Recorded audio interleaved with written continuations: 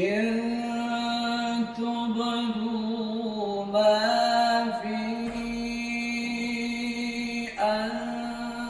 أنفسكم أو تخفوه يحاسبكم به الله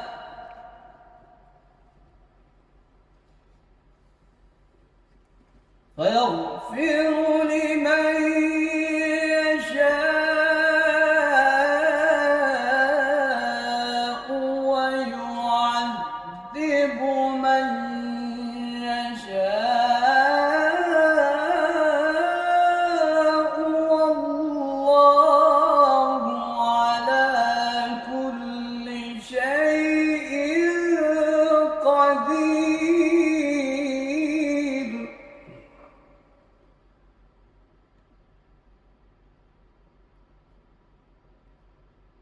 آمن الرسول بما أنزل إليه من ربه والمؤمنون كل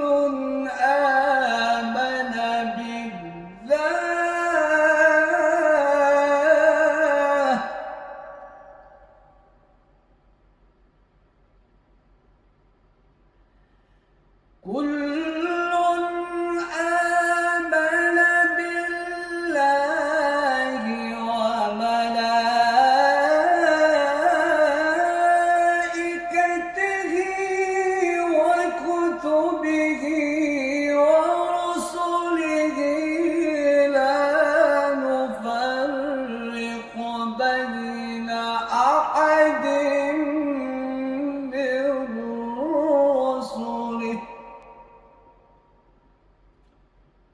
وقال